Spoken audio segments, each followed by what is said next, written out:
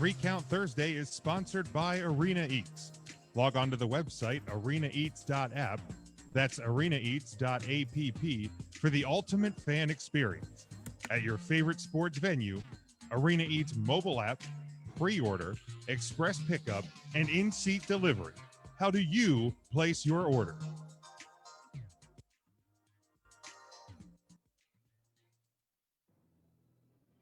The World Wrestling Federation, for over 50 years, the revolutionary force in sports entertainment.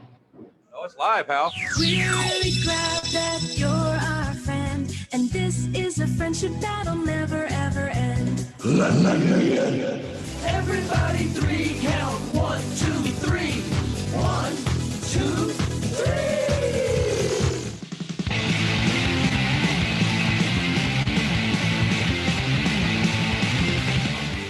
Or maybe The Rock has got to beat Triple H himself, which means he's got to beat the game in the middle of the ring. And he has a $2 for a wife.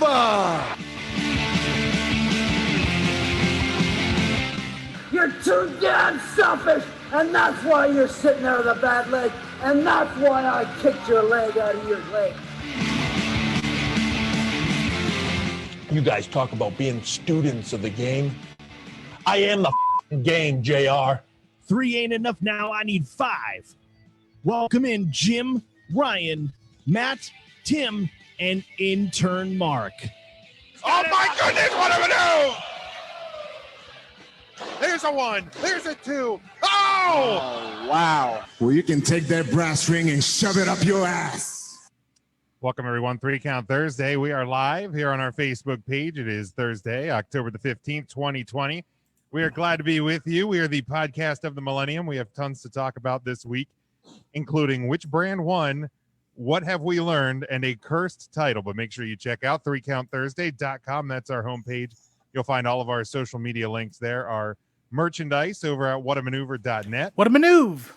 Thank you, Tim. Our Patreon page, our Collar and Elbow brand deal for 10% off each and every order at collarandelbowbrand.com. Our home network, of course, NGSC Sports at ngscsports.com. And we also stream daily at leebsports.com. Ryan, that would be? LEEIBsports.com. That would be the one, and in harmony with yourself. But we're glad the full team back with us this week. Let's go around the room. Intern Mark, how you doing? Everybody, I'm doing real good. Good. Real good. It's hard to believe it's the middle of October already. Yeah, I want to talk about that, but I also don't want to talk about that, but we'll keep going. Ryan, how you doing? Doing well. I have off work tomorrow. Took a little extra day, making it a little 3-day weekend. So I'm ready to cruise into the weekend right now. So sucks to be everybody else. Well, that's very nice of you. Matt, how you doing? How you doing? I was doing well until Ryan took a huge shit on everyone's weekend. Otherwise, it's good to be back. Took some nature in last week, went camping. So got enough fresh air for the rest of the year. I'm good. I can stay indoors until like March. Well, I mean, if 2020 has proven anything, that the winter could be super long and super shitty. So I think you could almost be safe there. And Tim, how you doing? Well, I'm going to dump on Ryan, and I'm in the midst of a 6-day weekend starting today.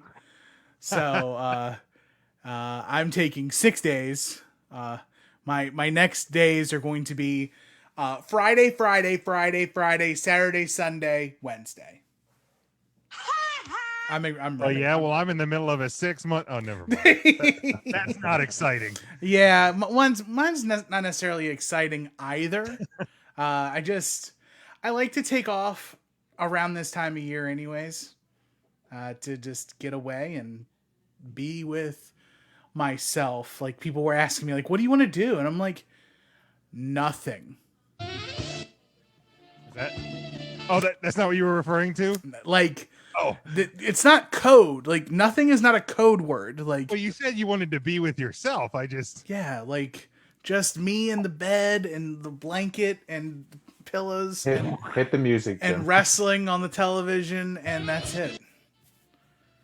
Hands up. You're that good? You're gonna have to teach me that one. Well, no, smack it around your thighs.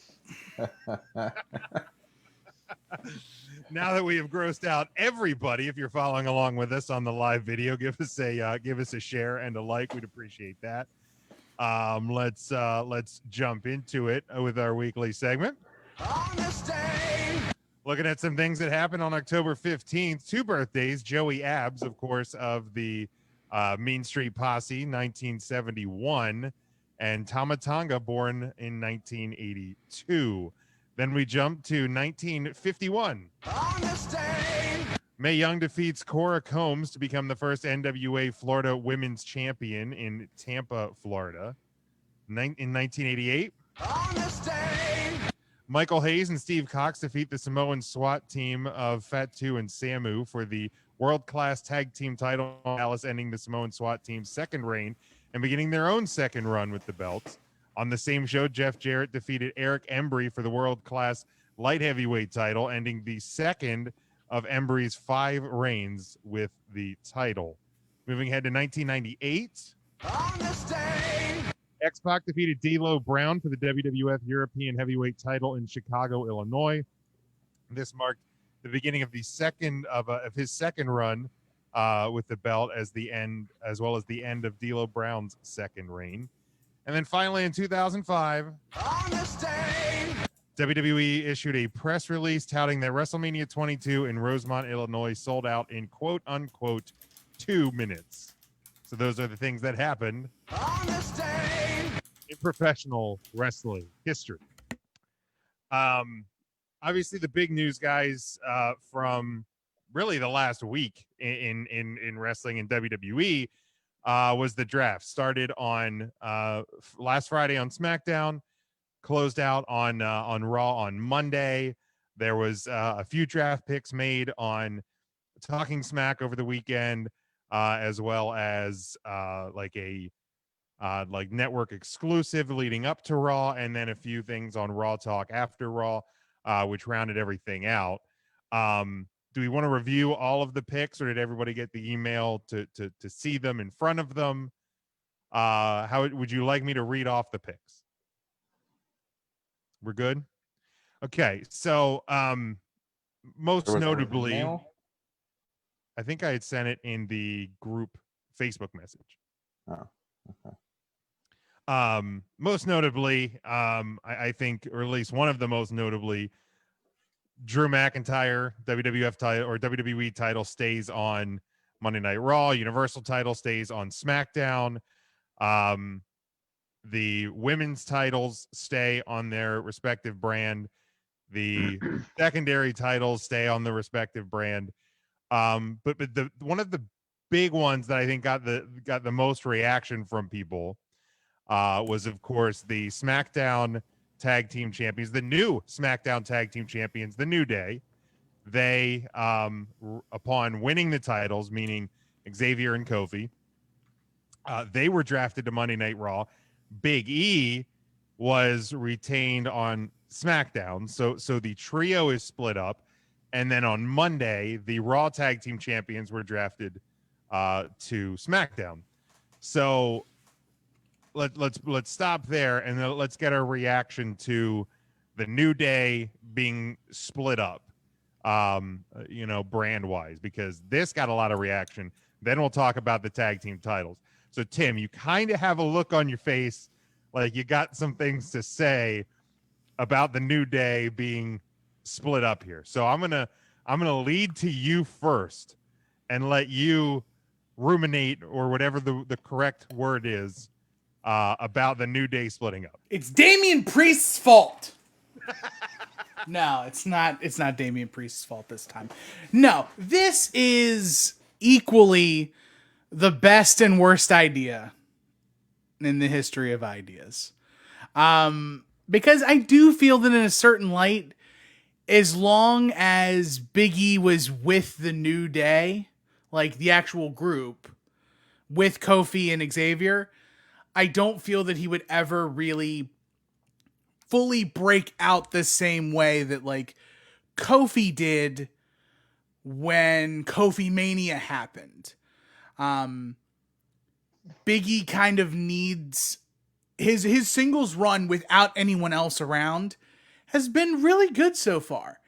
And now that they've shuffled some pieces around as far as the SmackDown locker room goes, I mean, I'm looking through the list right now of like potential baby faces on the roster that are like on the top of the list. I mean, there's not that many to, if I'm looking at it right, like Daniel Bryan, Kevin Owens. There's 2.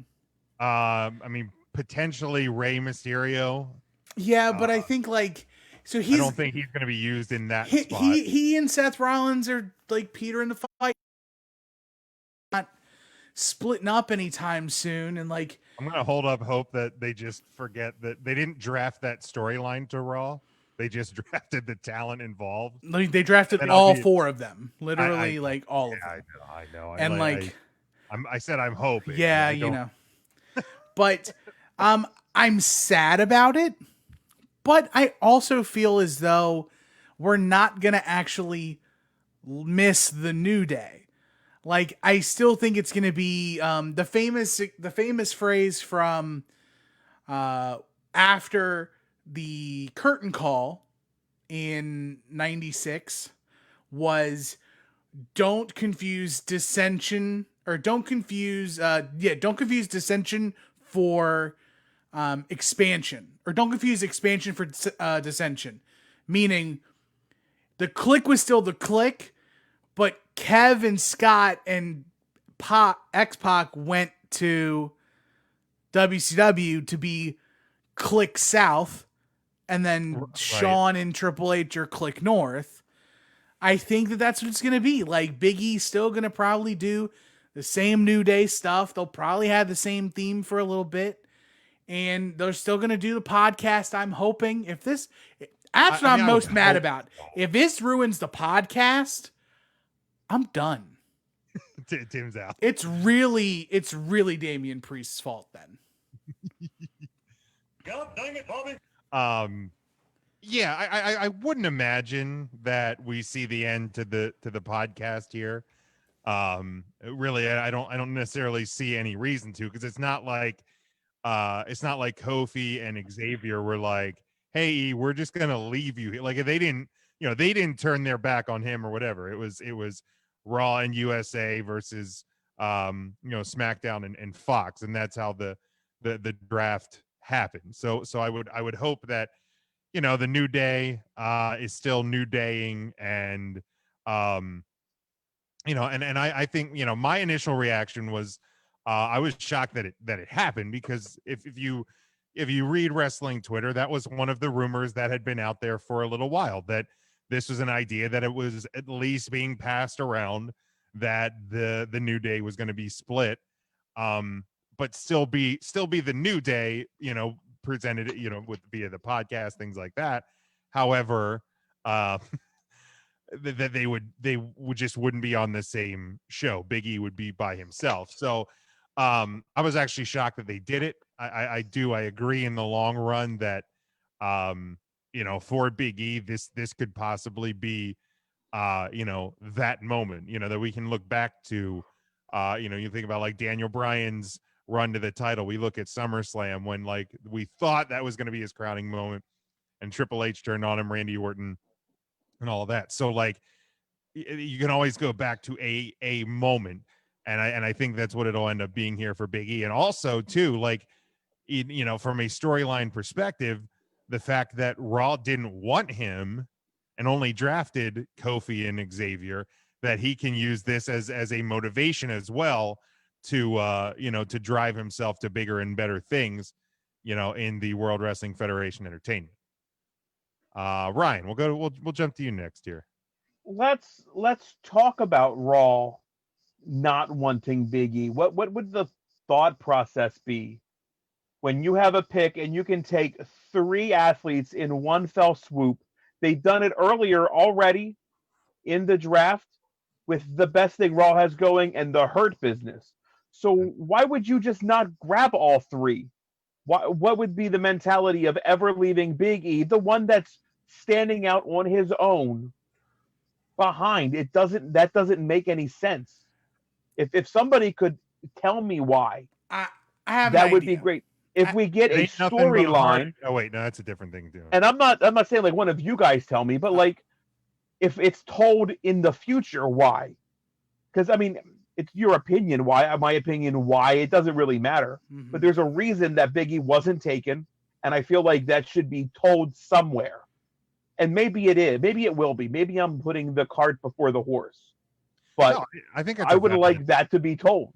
Why wouldn't you? Yeah, I mean, at some point along the line, it would be a nice thing to hear as to what was the thought process there, and maybe it doesn't even happen until Big E wins the Royal Rumble or wins the Universal title or what have you. Like, maybe that's the moment where like Kofi and Xavier are like, hey, what were you guys doing? This could have benefited your show. Maybe I think maybe part of Big E, well, he farts in the locker room, so that's just no go. and I don't know if not having a GM or an authority figure besides Adam Pearce, is part of the reason why. And obviously, we've only had one episode of TV up to this point, and the draft was still going on. Right. What's up, Nikki? Nikki joining in. So maybe I don't know if the lack of an authority figure to blame for Big E not being taken with is part of that as well. Which, like, sidebar, do you guys miss like an authority figure? I've actually seen people like, which is funny because a lot of times people were mad that we had the authority figure and they got too much screen time at times. But now I've seen lately people saying that WWE almost needs, even if it's the same one on both brands, which I don't know how that would make sense, but is not having an authority figure seems weird. Anybody else miss an authority figure?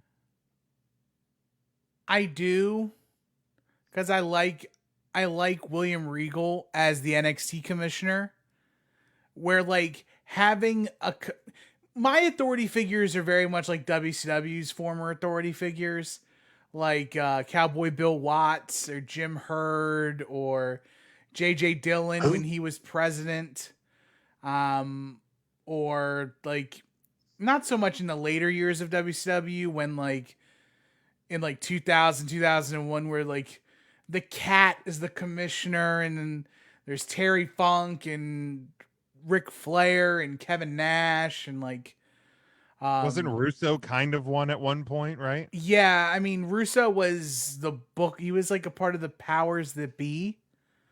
But to me, like I feel like there needs to be some person who can explain why certain things just happen on the fly. Like I don't like when the wrestler just says, "I'm going to wrestle you tonight." This is a thing. Like right, like it's a TV show. Somebody's putting this thing together. Yeah, like the Cowboys and the Eagles aren't playing football, and then all of a sudden the Titans and the Dolphins roll in and go, "Hey, I want to play them today." Right, but or here, like at halftime, be like, "Split squad, let's go." Yeah, like right here, we're playing 7-on-7 in the halftime. Like, I feel like I need that kind of guidance, especially for like also things that get booked down the line, like having the ability to do contract signings and not have to use Michael Cole or Tom Phillips or somebody else in the ring to kind of be the, I guess, what's the phrase I'm looking for? The notary? Like, I don't know. So kind of like liking it more to how like Jack Tunney ruled the World Wrestling Federation back in the day, or like when Gorilla Monsoon was the president, like more like a president of WWE as opposed to the authority, like that would Right. come out and take 15 minutes at the start of the show and then be a constant feature throughout. Like you don't necessarily need that, but some sort of governing body that that we know makes decisions and can override a decision here or be an answer for something there. I think that is probably what is missed, as opposed to like the Triple H and Stephanie authority, or like the corporation or something like that. That it was more like, obviously it's all storyline, but as opposed to what we knew more in like the Attitude Era and beyond. I think that would help.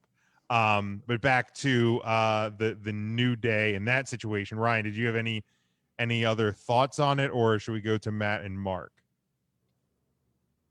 Go ahead. Okay, Matt. I think that it does kind of leave up that opportunity to have an explanation, because if you are drafting full teams, then there does need to be some sort of resolution to all of this, like Ryan said. That being said, I'm really excited to see what Big E does, because I think he's kind of always been someone that WWE wanted to push. They just could never really find the right time, the right situation. I think once he broke out of his like silent enforcer role with Dolph back in the day, he had really good momentum there, and it just kind of fizzled out until New Day. So I think they have a prime opportunity to turn Big E into something, for lack of a better term, big in the company. So I would love to see what they do with it and how far he goes with it from here. Sure. In turn, Mark. Well, I'll tell you what, it's going to be Big E's time to shine, that's for sure. I can see him potentially getting a run with the title. But down the road, there's eventually going to be a New Day reunion, which will sell a lot of T-shirts and merchandise. But right now, I think it was a necessary thing to do to kind of get Big E on his own and give him that push. But yeah, there really is no logic behind why would you take two members of the New Day and leave one behind. So maybe we'll get some answers here in the next few weeks. But beyond that, I'm actually excited to see Big E on his own, to see what he can do. Yeah, no doubt. Let's see here. Scotty says fans are unhappy now with Big E splitting from New Day, but their reaction changes when he dethrones Reigns at Mania. Sure. And obviously too, like let's book out a little bit. If he wins the Royal Rumble, like theoretically he doesn't even have to go at Roman Reigns. Like if WWE wants to like keep the reign of Reigns going, if it's still just printing money for them, then you can always bring him over to the Raw brand with the WWE title. Nikki asks, are they going to give Big E new music and gear? I wouldn't, at least not in the short term. I mean, because based on the way the three of them reacted to the decision, everything like that, like they weren't happy about it. So it's there's no reason in my mind why anything should change presentation wise for any of them. Yeah. Well, the thing is, though, that is subject to change because the New Day is having their quote unquote farewell match on SmackDown tomorrow against, I think it's Dolph Ziggler, Bobby Roode, and Sheamus. So I don't know if there's like a split or anything that like could take place. Because I feel like also making the new day of Kofi and Xavier heel doesn't really do anything spectacular on Raw, and making Big E heel on SmackDown for what? For right. whom? Your money maker on SmackDown is a heel for all intents and purposes. Like right. Like regardless of the fact that we all love him. Yeah. He is not what we would refer Not to as a good person. Yeah, but yeah, I've got my own thoughts as to like why Big E was split from the rest of the New Day. But I would like to see what the storyline reason would be. Yeah, it's that would be, and I'm with Ryan. I hope that at some point that gets addressed. Like, you know, what was the reason why you wouldn't take this group that, I mean, for almost the entire time we've been on the air with this show, they've been a thing. Because like I tuned on as I was like putting things together today on the network. Like whenever pay-per-view is that month, they'll throw like, you know, every Hell in a Cell pay-per-view ever. So just randomly threw on 2015, and like it wasn't. That was the one where Del Rio returned to unthrone Cena at the bad year. But like the New Day was still the New Day, and I was like, what? Like you forget that they've actually been the New Day for that long. That got a huge pop though, Del Rio's return. Oh, it absolutely did at the time. Like I was watching that today, and when like Zeb Coulter like announces Del Rio's return, and that place went fucking ballistic. I was like, wow, things have changed in 5 years, have they not? Yeah, I remember that because I was in Disney at the time, and I remember like watching. I was like, "Why is Del Rio getting this massive of a reaction?" I mean, I liked Del Rio until I found out he was a real piece of shit. It's worse now. Oh, I know. Okay, it's real. Wait, there's more? Oh, you didn't know, Tim? You want to tell him? He just got indicted on some bad stuff. Like he was like hitting up women, right? Like but he got women? he got yeah, like this is like it was like kidnapping and something else, like 5 counts of stuff. Like yeah, it was shit. Yeah, it was real bad. Yeah, what a dirtbag. We might gotta put asterisks in that guy's name for his vowels. Yeah. I mean, not Owl of the River. Yeah, definitely not good. But I was just surprised, like, wow, like the New Day was a thing back then. By the way, that show had a really good Hell in a Cell match between Roman Reigns and Bray Wyatt. Yes, sir. Those two work really well together. He wondered who won. Shocking, huh? When y'all gonna get over the fact that Bray Wyatt doesn't have to win to be over? Like how many more times is that gonna happen? Back then he wasn't winning at all. Like he needed to win back then to get over. He doesn't now. Yeah. I don't think he needed it back then either, but was that creepy? He's got the whole world in his hands, kids around the ring? Or was that before that? Feud, but I think this was the derivative of Shield versus Wyatt's. So that would have been before Whole World in his hands. I think that came not long after that. Yeah, this was the anyone but you Roman Bray Wyatt. And now we're just, and again, amazing how things change in 5 years, because now we're all thankful for Roman. And why did they take I get it, but having the Fiend and Roman Reigns on the same brand gave me that potential frenetic energy of like, get these two together. Right. Especially now, like Roman Reigns now with Heyman and the Fiend with Alexa, like this.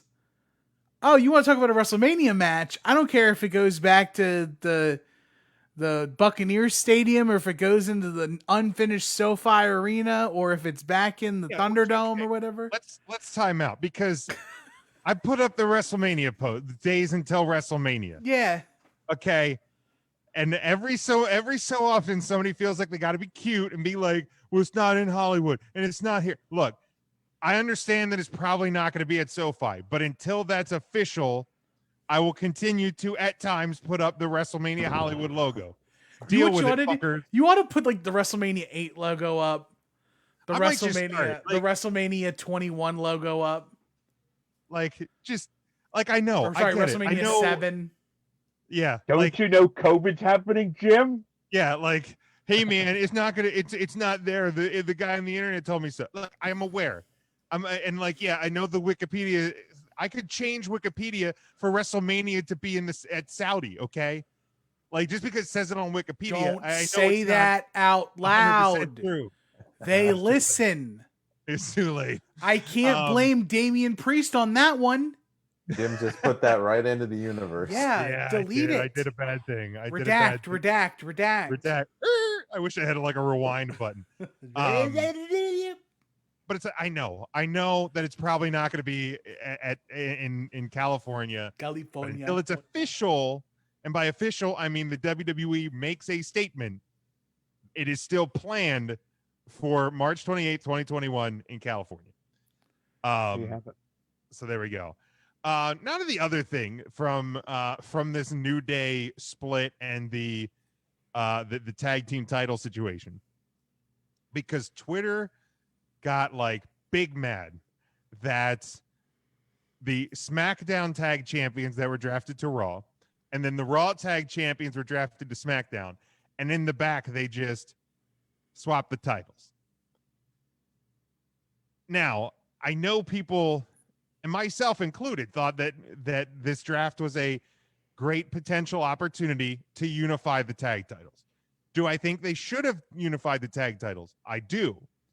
That said, I didn't have any problem with the title swap in the back, because why would you have the Raw titles on SmackDown and the SmackDown titles on Raw? Like, it just seemed obvious. Pretty easy. They drafted that team, and the belt goes with that team. It's simple. That's why you would have the SmackDown Championship on Raw. It's very simple. It was laid out. The belt goes with the champions. The end. They're just tag titles. Like, one represents the Raw brand, one represents the SmackDown brand. So you would move the SmackDown titles to their brand and the Raw titles back to their brand. No, You're I still think tag champions. You're going to move the wrestlers that you drafted and the hardware that goes with them. Right. Yes. Now that makes sense if they had drafted, so at the end of Friday, the New Day and the Street Profits were on Raw. Correct. Okay. So if after Raw, the Street Profits stayed on Raw, then the SmackDown tag titles stay on Raw. But this is a creative way to do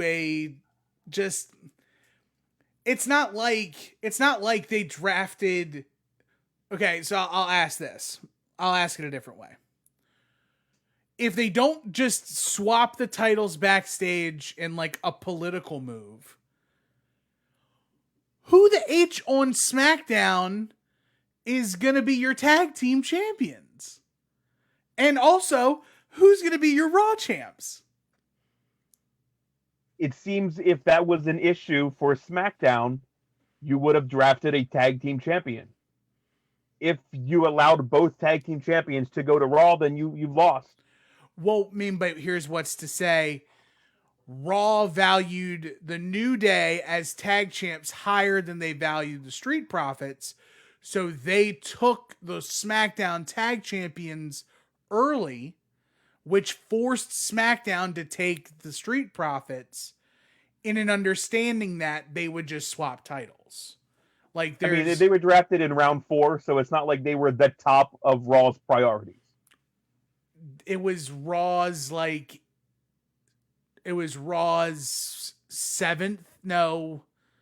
10th pick. And by that time, they had already drafted their world champion, their women's title, the U.S. title. I think they drafted all of their titles in the first round, except for the tag titles. And then the women's tag champs at the end of round 2. Right. So, but the women's tag titles are defended on all 3 brands, so that doesn't even matter. It's like in theory, they drafted the tag team and the hardware came with. Correct. But to me, like, be, to me, I just look at it as in a world where the WWE gets very criticized, again, right, wrong, or indifferent, for things that don't make sense or can be confusing. To me, what's more confusing than if you have a new viewer that tunes in on SmackDown to see the Raw Tag Team Champs on that brand, or vice versa. Like, and granted, you can simply explain every week for the next calendar year why the Raw Tag Team titles are on SmackDown, or that the SmackDown Tag Team titles are on Raw, or you could just make it make sense and have, you know, the branded titles be back on that show. Like, to me, that, like, this made it. Could they have done it in a better way? I guess I don't know, but to I had zero issue with it. Like, to me, it absolutely made sense. Once the Street Profits were drafted to SmackDown, I was just like, oh, so they're just gonna swap the belts, probably. I mean, I think it's a lot better than vacating both titles and then having a nothing match on both shows, or a tournament on both shows, in which the New Day just wins the Raw tag titles and the Street Profits win the SmackDown tag titles. Like, yeah, I agree with that. You could have had Cesaro and Nakamura not lose the championships, keep them there, and just have somebody on Raw flip it to a Raw champion and still draft the way you drafted it. I mean, you threw it on the New Day to then draft them to Raw. So, I mean, but I mean, it's not like it's actual competition. But Nakamura and Cesaro weren't drafted until Monday night, whereas the New Day was drafted on Friday. No, I'm saying back when you wrote the storyline to flip it and put it on the New Day, you could have just had Nak and Cesaro retain.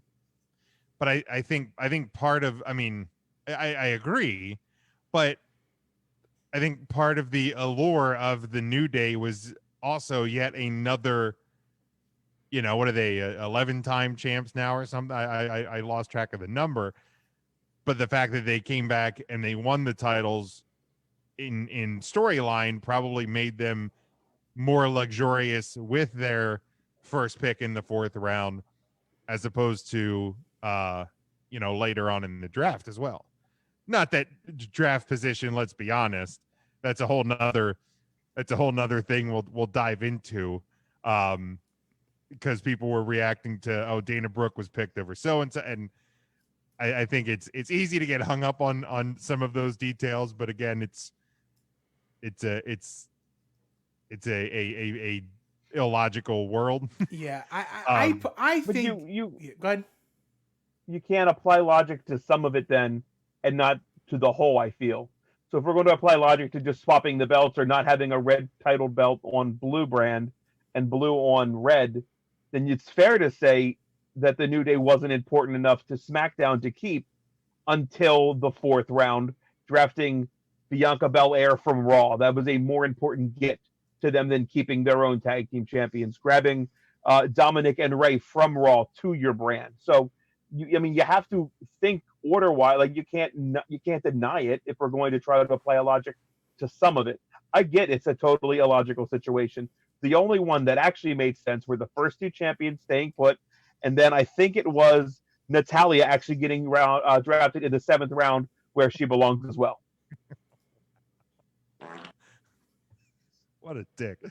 But yeah, I mean, it just, I felt like out of the things that I think people could have been upset about as it relates to the draft and where some people may have ended up brand wise, I just felt like the swapping of tag titles, which again, a brand specific, a brand specific. I mean, the same thing would have happened in my mind if Bayley would have been drafted to, if Bayley would have been drafted to Raw and Asuka would have been drafted on SmackDown, just switch the titles.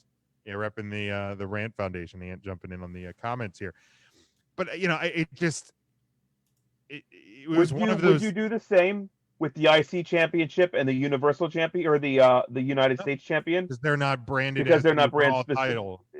Because they're not on that color strap, correct?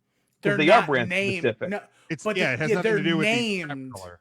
The titles are named the Raw Tag Team titles and That the is correct. SmackDown Tag Team titles. It's not Correct. the SmackDown Intercontinental Champion. Okay. Like if let's say the Raw Tag Team titles were the World Tag Team titles, And the others are the Universal Tag Team titles. right? Then you don't do the swap. Got it. Same as like last year when Brock, well, he wasn't even drafted. I think he just went. I think he just went to Raw with the WWE title, and then they drafted the Universal title over to SmackDown. Like you didn't swap the belts because you just made a blue Universal title, which was better anyway. Yeah, because Brock dropped the strap, right?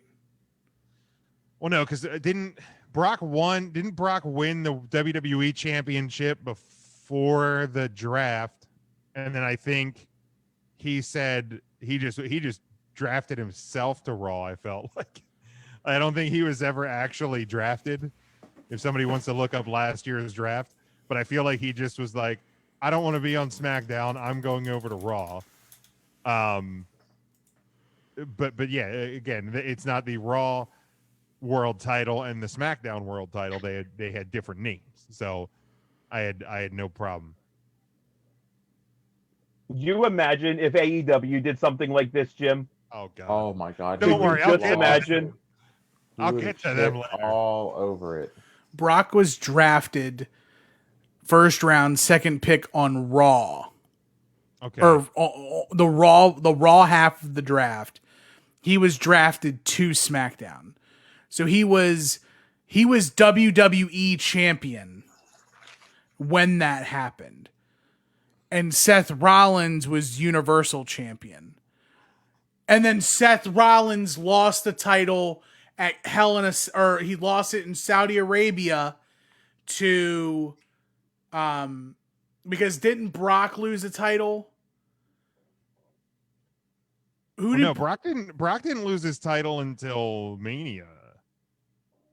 So how did Brock get over to Raw? How did he not lose the title until because he lost it to Drew? Lost it to Drew. I think after I guess there was just Saudi. I guess there was it was a head on a pole match. I think after Saudi, when Seth lost the Universal title to Bray Wyatt, who was on SmackDown, then that title was blue, and then it was a face, and now it's blue again.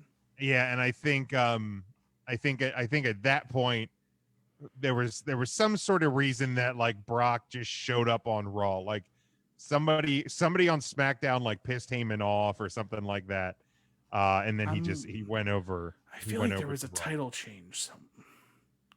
Yeah, we need to figure that out. But because Kofi was. Brock had just won the the WWE Championship at the first SmackDown on Fox. So then when did Brock, on the November 1st, 2019 episode of SmackDown, Lesnar quit SmackDown and went to Raw? Yeah. So it was basically Brock saying, "Oh, the Universal Champion is here. I'm just going to go to Raw." Yeah, I'm trying to remember. It was like something or somebody or something because pissed Heyman off on SmackDown. Well, it's because Bray won the title on Halloween, and is that what it was? Yeah. Why are we going down this rabbit hole? It doesn't make a ton of sense for me. Because it was if it's last Halloween, because it was tied to the swapping of the titles on brands. But if they're just props, it doesn't even matter, right? Like if they're just props, there's nothing real. I mean, the Stanley Cup, it's just a prop. It's not a big deal. Watch your mouth. The Lombardi Trophy, they're interchangeable. Watch your mouth. Well, no, I mean the Lombardi Trophy. There's a new one every year. The Stanley Cup is the Stanley Cup. So let's Calder Cup. I mean, same thing. There's only one of those. This doesn't get remade every year. Sure, there's only one. But but that was why we fell down that rabbit hole, because you asked right? you asked the question about if the U.S. title and Intercontinental title, if you would just swap them backstage, you would. Which are brand specific, right? We will admit that they are brand specific. No, they are not brand specific. They're not brand specific. US one's only on one brand, right? U.S. and Intercontinental are not brand labeled. It's not the Raw United States title and the SmackDown Intercontinental title. Like, whereas the so Raw, it is the Raw. It's just the tag team championships we're talking about then. Yes. Or the women's. It's not the Raw. Not the Raw Universal Champion, right? The women's title too. Yeah, the women's titles and the tag team titles, the men's tag team titles. Which I'm not sure why. I'm not sure why they just don't name the SmackDown women's title the Women's Universal Championship. That's kind of a good point too. And like, since or we the are Women's WWE whole, Championship, I don't know why the Raw tag team titles aren't the World Tag Team titles, and SmackDown are the Universal Tag Team titles. Problem fucking solved, right? Right. Yes. Or you know, in this current world, why you don't unify the tag division, because you have like two or three tag teams company wide as it is. So like that if there was one thing that confused me more with the tag team title situation, it was that it's why didn't you take this opportunity to unify those titles? I like, to me, because the women's division, although I think you still could have unified those, women's division is deeper than the tag team division right now, talent wise. So I just, to me, there's Lana has a championship match coming up, right? Oh, we'll get to that too, Ryan. All right, we're talking about depth. I just want to. So looking, that kind of covered like Friday night, Monday night. Obviously, you see, and this is one thing that I was kind of thinking about when we did our like mock draft last week, was the fact that Raw needs more characters. They have great wrestlers, but they need more characters. They have a longer show to fill. You got that with Miz and Morrison. You move the Fiend and Alexa Bliss to Monday Night Raw. Like I think, and we can kind of like tie this into the question of like who won the draft. I don't necessarily know that either side won. I mean, SmackDown, I think you have with having Roman Reigns, that's, to me, that's the best pick of the draft for a brand specific at this point. But I think the thing that is going to help Monday Night Raw is you have more characters than you had before. Ryan, you look confused. Raw absolutely won the draft. I don't see how you couldn't think Raw didn't win this draft. Raw had the best thing that they had going on their brand, which I think is the Hurt Business, squared away, and then took the best thing about the SmackDown brand in Bray Wyatt and brought it over to Raw. There's no way SmackDown is better off coming out of this brand split draft. Absolutely no way. Okay. I mean, Roman staying put and the feud with Jimmy or Jey Uso, whichever one it is great. But what else do they have? They have Otis with the briefcase. That's all they've got now. That's literally it. Well, you still have Sasha and Bailey. You still you have we retired on Raw, put over there with Seth Rollins and Rey Mysterio. Like I said, I'm hoping that storyline didn't get drafted. I'm hoping. And what else? And Shorty G stays there. So SmackDown wins. I didn't say SmackDown. Lars Sullivan. Oh, I forgot about Lars Sullivan. Oof. That's a big non-preferred. Yeah. He'll be sucking up the talent, sucking off I don't know what he'll be doing. He'll be doing something. Oh my. I think each brand benefited for each brand. But in what way did SmackDown benefit? Because as a shorter show, you have, I think you have some storylines there. You have, the Reigns and Uso. You have the now Big E's by himself. So what's going to happen there? What's Seth Rollins going to do?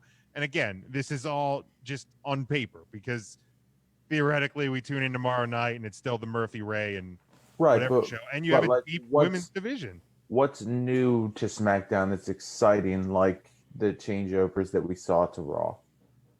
I mean, what's new to SmackDown is the fact that Big E's now by himself. You have Bianca Belair. There's some other women's talent that came over. Kevin Owens is over. Seth Rollins is over. I think there is, like Bianca Belair coming over. I love the fact that she's in a different women's division now. And again, and I mean she's built for SmackDown, so that's a good one. But I mean, if you're looking at like overall who got better, like a lot of the main storylines that you were saying is like a plus for SmackDown was stuff that they kind of already had. Yes and no, but again, that being a 2-hour show, Raw needed the most work as well. Absolutely. So them getting the lion's share of the better side of the draft, it helps them more. But I don't think SmackDown is as hurt by losing Bray Wyatt and the Fiend. So that's why I mean. When you evaluate a draft, like if you're looking at the Chiefs going into a draft and the Detroit Lions going into the draft, and the Lions hit big on a new receiver, a new D lineman, and like a strong safety that's really good, and the Chiefs get like a backup wide receiver because they really don't need anyone. Like, you're going to say the Lions did a lot better in the draft because they hit on all these points of need, whereas the Chiefs are still probably the better team. So, like, that's how I'm evaluating this draft. Like, the Raw added so much because they needed to add so much, whereas SmackDown didn't add so much because they have a lesser time slot to fill. So I understand your point too, whereas like they have all these storylines that they can use now in a 2-hour show, and it's great and it's more focused. But if you're looking at overall who did better in the draft, you have to say it's Raw. Okay, yeah, okay, that's fair. That's fair. SmackDown decided to take Lars Sullivan before Keith Lee. Enough said. That should be the end of the argument right there. When was Keith Lee even taken? The third round after Retribution, who's trying to gut the WWE from inside. See, that Keith Lee pick is the reason why I think is part of the reason why Big E didn't go to Raw. Okay. You think they're just going to put Keith Lee in a singlet and do the dancey stuff? No, I'm thinking that there's 5 or at least 2 really big charismatic black dudes in the WWE, and you can't have them both on the same show. Vince would not stand for that. Hell no. Intern Mark, who won the draft to you? Oh, it's got to be Raw. Question. But then again, I'm up with Carmella and Tamina over there as well. So there's that. Carmella has never switched brands in a draft. I saw that. Really? Tidbit. Yeah, I saw that. That's interesting. It's a nice she's fun always fact. been on SmackDown, and like, I mean, I guess this one was a little more obvious because Corey Graves is a SmackDown dude, which like right now that should even be somewhat irrelevant because TV's in one place for eternity anyhow. So like those arguments of like, well, so and so's with so and so they can't be drafted to other brands. Why not right now? Devin says Raw won as well. Tim, your thought? Raw won, but they cheated. They cheated? Yeah, and it's not necessarily Raw's fault that they cheated. I hate the draft premise the way that it's currently set up. 3 picks to 2 picks? Yes. Like if having a number of talent like matter, like, or having a set number on each side, like, then cut the draft off at like 10 rounds and then everyone else is a free agent, and do 5 picks from each show on Raw, then 5 on SmackDown, and that's it. Like, the fact that it's 3-2 every round that's horrible. And the fact that in the first round of the draft, okay, Raw took 6 people and SmackDown got 2. They did. Yes, you're right. Yeah, like, and I get it. SmackDown could do the same thing, but would you have preferred it go SmackDown, Raw, Raw? No, I think it should just go. It should go whoever there should be a reason why there should be a reason why a show got the first pick. Well, Raw clearly got the first pick because they were the worst of the 2 brands. But there was no explanation. Like Raw, right, but Raw got it because they're the firstborn, and then SmackDown got theirs. I think there shouldn't be a double pick. I just think it should go Raw, SmackDown, Raw, SmackDown, Raw, or SmackDown, Raw, SmackDown, Raw, SmackDown. Like, however, and then the diversification of picks or roster moves is done after the draft, like they did with the original brand split in 2002. There was 10 picks from each show, and then you could pick and choose who you wanted. You know, the best way to fix this is to make Raw 2 hours again. Or that's the best way to fix this. No, it's to 100%. It's also to stop. It's also to stop telling me that like Raw needed Babatunde or Akira Tozawa or Titus O'Neil or Riddick Moss and Arturo Ruas. Tim, what is your phone case? It's pink. No, but like, is there anything on it? It's just plain. Okay. It's just plain. I'm fine with the color. I was just like, is that what is he holding? Yeah, it's my phone. Yeah.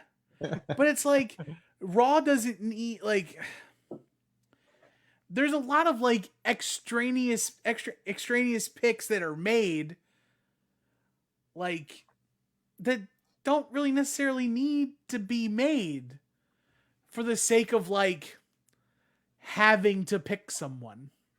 Sure. Like cut the draft off at 10 apiece or 15, however you want to do it. And then like you have Talking Smack and you have Raw Talk. They already used both of those shows as expansion draft material. Right, and you had the bonus picks before Raw on the network as well. Well, those were free agent acquisitions.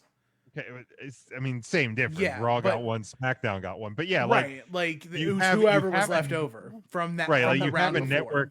You have a network at your disposal. Like, you know, post on your social media. You also channels have Twitter. Like, it doesn't even have to be live on the network.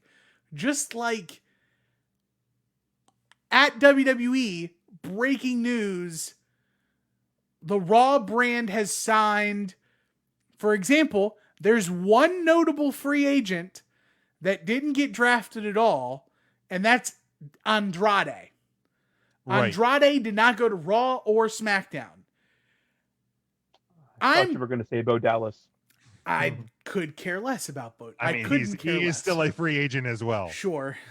Like the technical current list of free agents is Mickie James, Andrade, Jimmy Uso, Edge, Bo Dallas, John Cena, Ronda Rousey, Mojo Rawley, Samoa Joe, Jinder Mahal, Ivar, Sonya Deville, Becky Lynch, the Forgotten Sons, who are very forgotten, Oldberg, The Undertaker, and The Big Show. You can blame Jason Reichert for that one. Yeah, sure can. Yeah, sure can. Just Steve Cutler and Wesley Blake are just turning and going, just shut up. They're definitely just like, shut the f*** up. Like Andrade though, like his signing could be a big deal. It can be announced. Like it doesn't have to be like these little Arturo Ruas could have been a Twitter mention or like a WWE Now clip on Instagram Live or like something. But you sound like Matt shitting on Raw Underground because Shane McMahon's part of it. You're just shitting all over the Raw Underground cast. I love Raw Underground. Dabakato, Babatunde, Arturo Ruas. Two of those dudes are the same guy. These are the guys you're mentioning, not me. I mentioned one guy by the wrong name. Dabakato? You didn't call him Dabakato. You did call him Babatunde. He's Babatunde. You dead named him. Yeah. Oh, I'm sorry. SmackDown drafted Big E Langston, and Alexander Rusev is on AEW. Antonio Cesaro's over on SmackDown. Don't you dare forget Antonio Cesaro. Hey, what's Rick Victor and what was it, Connor O'Brien? Yeah. Who? Okay, let's pause here and let's go to the commercial break, and then when we come back we'll kind of wrap up thoughts on this and that other thing from Monday night that Ryan touched on, and then we'll continue. But stick with us. 3 Count Thursday live. After these messages, we'll be right back.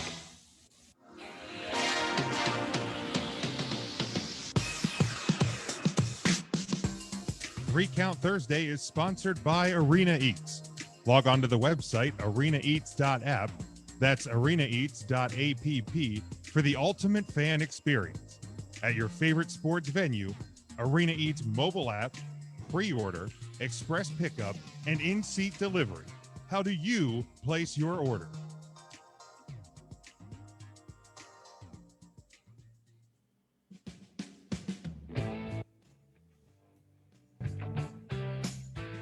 You're listening to NGSC Sports Radio.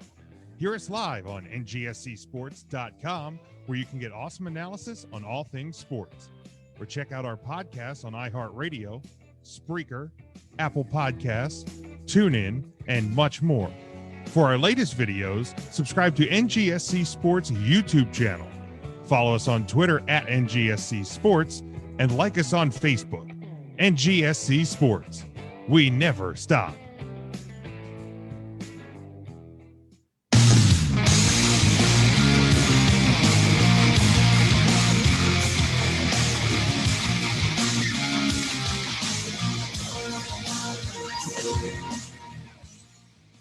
Welcome back, 3 Count Thursday, live here on our Facebook channel. If you're with us here, we appreciate that. Give it a like, give it a share. We'd appreciate that. Get as many people in here as possible. We appreciate the interaction as well. Make sure you check us out, 3countthursday.com. Follow us on all of our social media. Subscribe to us on YouTube, all podcast platforms, Spotify, and also now Amazon Music as well. Their podcast system over there, so you can get us anywhere and everywhere. So we appreciate wherever you subscribe to us. Let's go ahead and talk about this one, guys, because Ryan mentioned it. We will not spend a lot of time on this one, but we had the women's battle royal on Monday to determine the number one contender for Asuka's Raw Women's title, and after the fourth straight week of Lana being put through the announce table, she ends up as the winner of the battle royal and your number one contender for the Raw Women's title. Obviously, when she was put through the table for the fourth straight week, that got a lot of reaction from people, and it's been building over the weeks of people talking about how the WWE is punishing her because of Rusev, Miro going to AEW, and to further prove that they are punishing her, they make her the number one contender for the title. I mean, I assume is that match happening at Hell in a Cell? Do we know that? I don't even know if we know that or when that match is happening. I would assume that's when it happens. I assume it's going to be a fairly quick squash match by Asuka. But your thoughts on Lana winning the battle royal? I just looked it up. That match is actually happening in hell.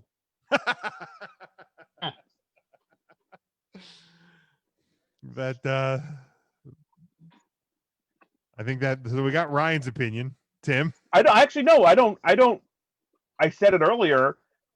I don't mind it. She won a battle royal. It's a battle royal. Anything can happen in the World Wrestling Federation.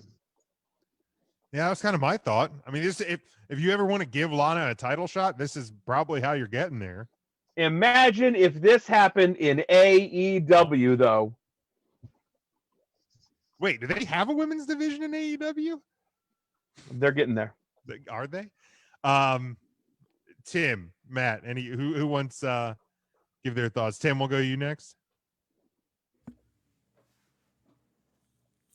Pass. Matt, your thoughts. I didn't see it coming. There you go. Maybe they should have put that tagline on Raw as well. Mark. Then it would have been fucking acceptable. You'll never see it coming. The last time I never saw something like this coming was with Roman Reigns. Yeah, I could really do without this match. I'll let it slide that Lana won the Battle Royal, but I don't think there's any chance of Lana beating Asuka. You know, just to you wouldn't see that coming either. In her corner. You would not. I'm going to go ahead. A more unbelievable thing That's than true. Roman Reigns returning and being pushed to the top. Another more unbelievable thing. Fucking. We're still on this, huh? So this is going to be called Hell in a Cell. Hell freezes over. Is that going to be Please. the tagline? I think the Eagles still have that trademark. I don't know if they can, and that would be the band, the Eagles, not the Philadelphia. Naturally. But Well, John Henley's hurting for cash these days. You could probably buy it off of him. Probably. I'm just gonna spice whenever this match happens. I'm gonna spice it up because there's a 0.0 chance that that Lana wins. I think I said that about something else the other week, and it's apparently it may have lost its punch when it comes from me anymore. In 2020, we can't do that anymore. No, I guess our not. percentages There's are. a 0.0 chance that everything and nothing will happen at the same time. So at this point, I almost expect Lana to win. Yes. And you know what? I'm going to put it on the wrestling Twitter people who for weeks have tweeted at the WWE and told them that they're only doing this to because they're mad at Lana and they're mad at Rusev. So if Lana wins the title from Asuka, WWE Universe, you are at fault here for what happens to the Raw Women's title. How soon until Charlotte is cleared to come back? Now, she was drafted first round.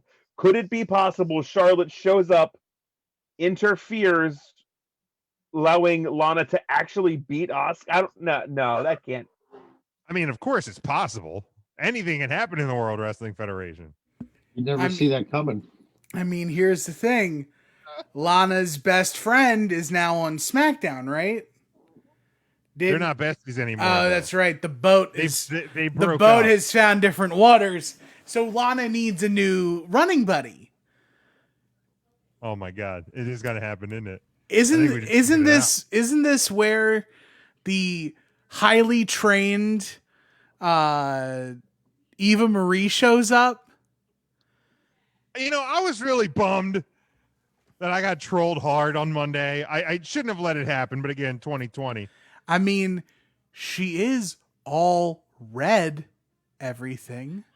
So she's going to SmackDown, is what you're telling me. No, what they're going to do is they're going to make her dye her hair as soon as she gets over there. But then that's Sasha Banks. She's the blueprint because she fought Matt Morgan in a thumb wrestling contest and won.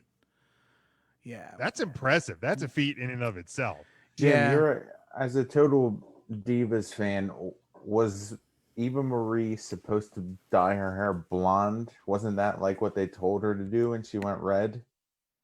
Yeah, something like that. something like that. Yeah, she 'Cause she kind of looked too much like the Bellas, so they were like, you need to. yeah, because she change had her dark look. hair, so they wanted her to be blonde. Because if you're not a brunette, you're a blonde in the World Wrestling Federation, Or your Asuka. right? Or Shotzi Blackheart, but that's I NXT, mean- so that doesn't even count. Or Sasha Banks. I mean, say what you will, Eva Marie just paved the way for just dyed hair in the Trailblazer. WWE. She's a She was one of the first women to get a Funko Pop, right? Yeah. She you was. do, Matt, you do realize that statements like that are the reason why you own all of the Shane McMahon merchandise, right? Like, you incriminate yourself by I'm bringing it on myself. Yeah. Somebody- I fully embrace it. Somebody say Shane McMahon? No, we don't have that sounder anymore. Is that- I don't have 3 hours to wait.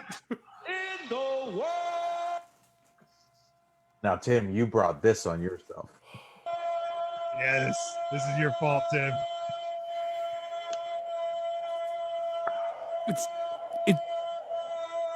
It's Damian Priest's fault.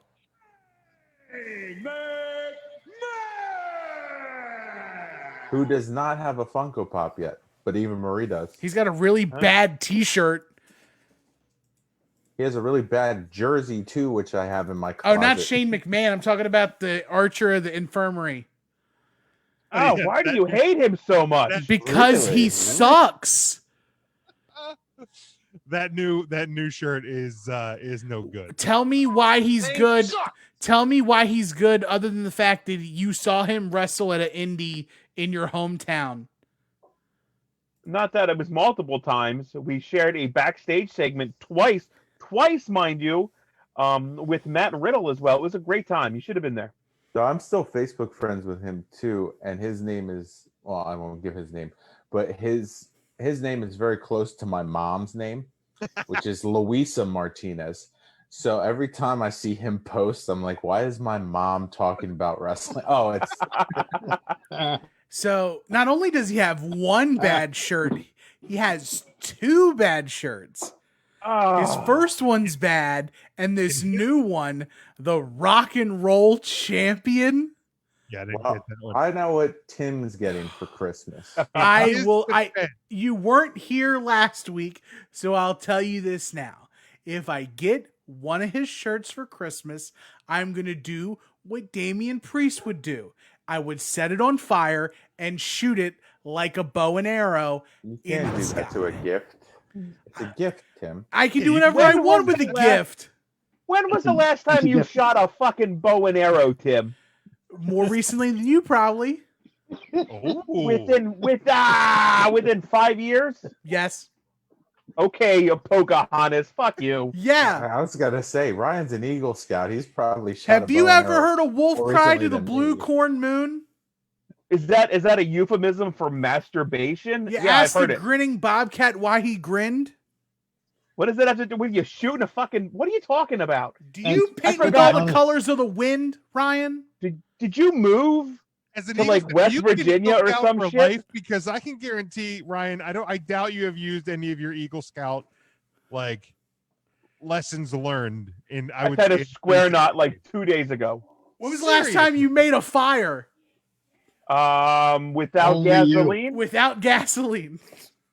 Yeah, Probably back when I was a scout. All I right, almost then. blew my arm off trying to light a charcoal grill the other week. Heck yeah. I mean, at Scouts, we weren't like fucking rubbing sticks together to get a spark either. Like we just used kerosene. Next time you're gonna tell me. Next thing you're gonna tell me is you don't beat two sticks together to ward off bears. You absolutely do. That's the only way to ward them off. You know how you Only don't ward you. them off? You don't go where bears are. Simple for me. Oh. I've never had to ward off a bear. You just All right. sleep out in the woods. You clank some sticks together. You're fine. Snakes might crawl over your sleeping bag. You'll be all right, Jim. You'll love it. No, I won't be okay. Did you guys see that video of the guy who was like on a trail and was chased by a fucking mountain lion for like 10 minutes? I'd have just stopped. I'd have been like, I'm dead. I would have been dead minute one. I would have been like, well, this is how I'm dead. This is how I'm gone. I would have texted my family, been like, nice knowing you. I'm going to get eaten by a mountain lion in about 30 seconds. That mountain lion was relentless. too. That thing followed him. It was swatting at him. Well, apparently the story is like the reason it was is he was trying to like reach down to like grab a rock or something. Every time he didn't stay big, because apparently they usually stay big. Every time he went for a rock or something, that's when the lion like swiped and shit. I was like, I'd be fucking. So you're saying we'd be okay with a mountain lion? Apparently. Cool. Did you guys see the video? Did you guys see the video of that little kid getting attacked by a bird on his scooter? No. Oh my god! No, There's this kid just hoofing it on like a razor scooter, and this giant bird is just flying overhead and pecking at his head, and he's screaming like a banshee down this hill. It is hilarious.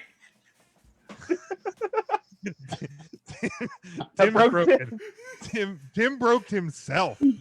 Talking about getting chased by an animal, so I'm like, I gotta send you guys this video. Yeah, this kid I need to see that. I need jacked to up see by it. a bird. I feel bad. Like, I follow kids getting hurt on Instagram, which I think is hilarious. Don't feel because it's bad. not like they're getting severely hurt. They just do something stupid, and I'm shocked it hasn't shown up on that yet. Yeah, I thought it would be on there too. I didn't see that. There's nothing to feel bad following that account or girls getting hurt. Like, you're not causing them pain. You're not the person filming the video. Like, I actually morons doing things. That's a fun one too. A friend of mine actually ended up. It was years ago, and I'll have to try and go back and find it on girls getting hurt. Because like she was at a party and they did a slip and slide, but they didn't have like enough water or something on. So she just runs and hits the tarp and just like stops, like the brakes just got put on. It's fucking hilarious. So I have to try and find that one as well. But let's talk about last night, the AEW Anniversary Show. Did anybody else watch this show? Okay. Real quick, let me cycle back to the draft. Sure. Real quick. Do we think we're ever going to see a draft that involves NXT? I would hope so. I would certainly hope so. Like NXT being able to pick people the same way Raw or SmackDown would, not just with NXT talent for call-ups. Yeah, I hope so. I thought it should have happened this year, if we're being totally honest. Yep, I'd be all right with that. Yep. I mean, 11 months ago, we were told that NXT, head-to-head was better than Raw and SmackDown via Survivor Series. So I don't see why it wasn't part of it. But and that if you really want to change the landscape, which we were told how many times, if you would have done a shot every time you heard change the landscape, you would have been dead on Friday. So that's really how you do it if you incorporate NXT. So I hope so.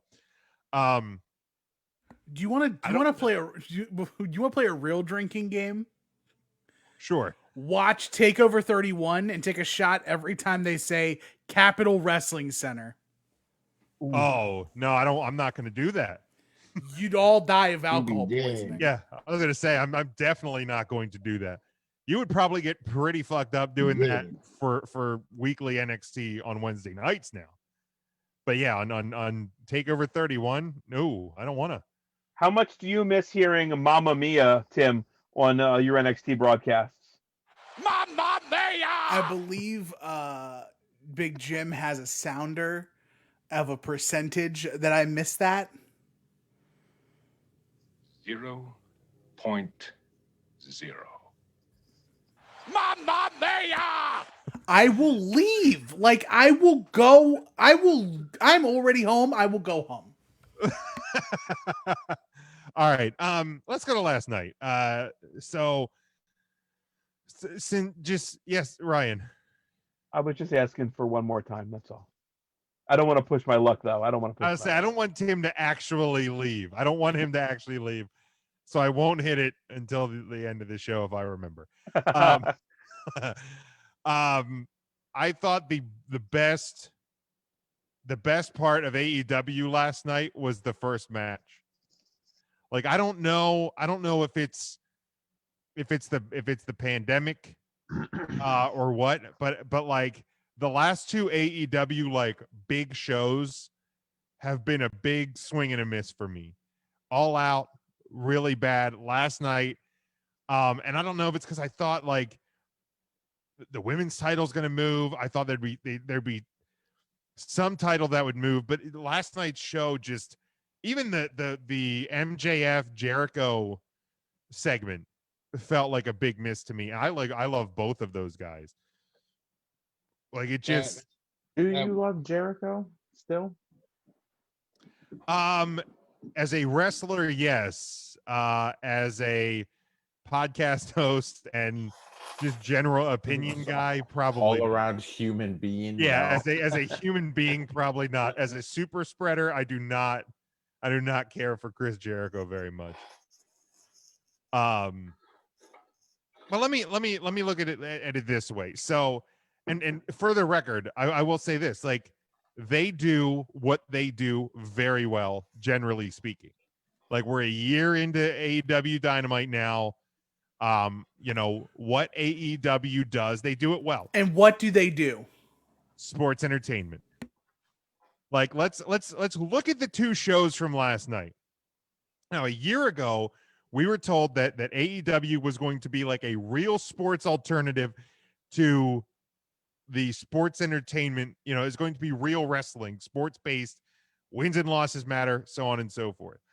So last night there was a show that was basically wrestling from start to finish with very little storyline engagement. And then there was also a show that had, I think, 5 matches.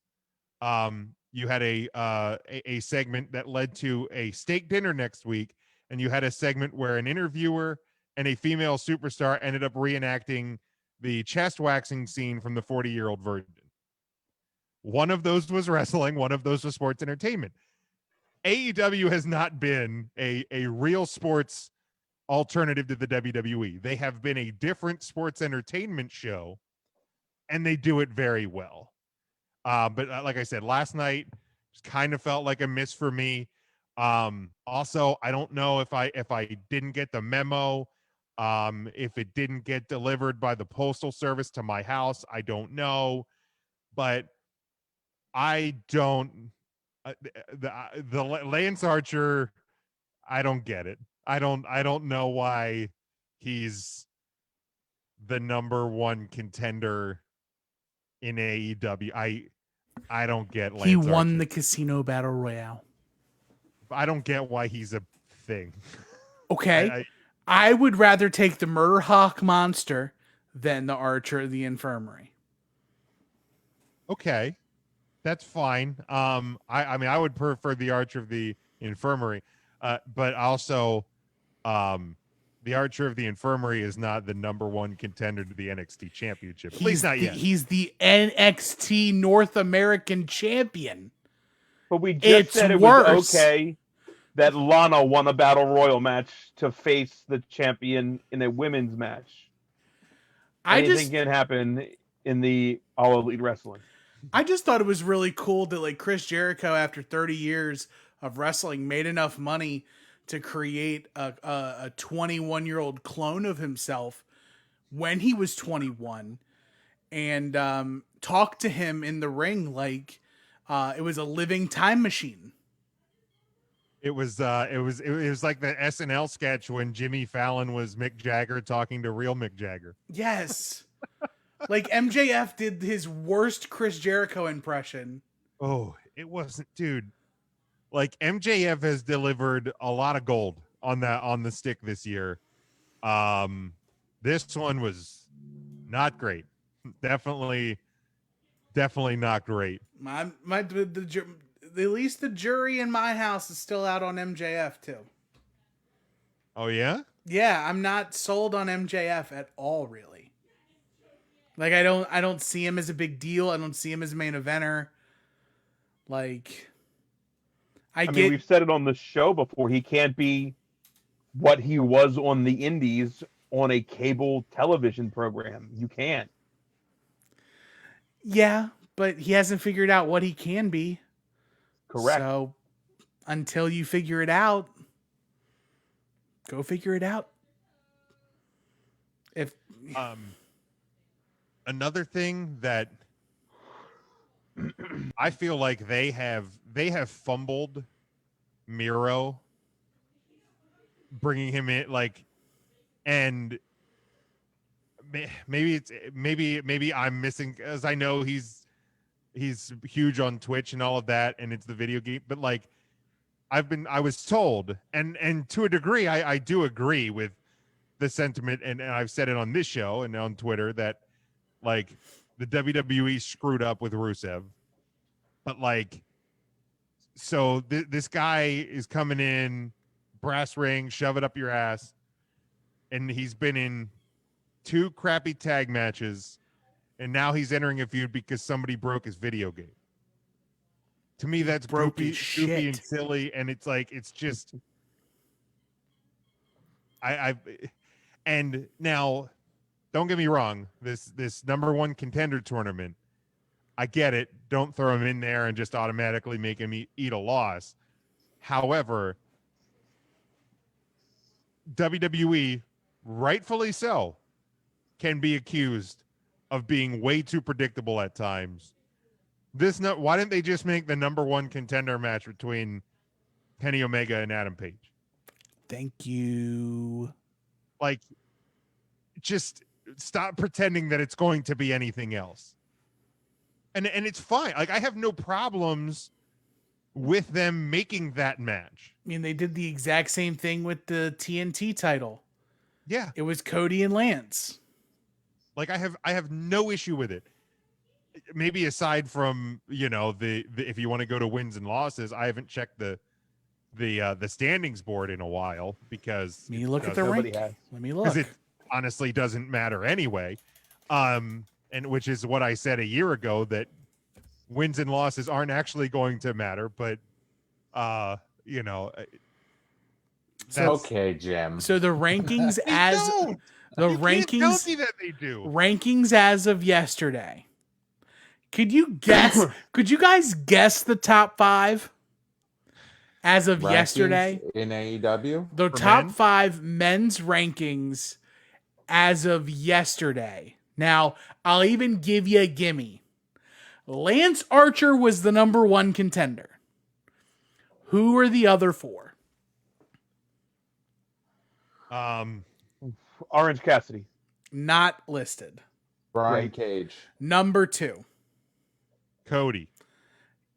He is a champion and therefore unranked. Okay. Cody Lee. 4th. Darby Allin. Unlisted. MJF. 3rd. Like, I don't even watch this shit, and I've gotten 2. What are you guys doing?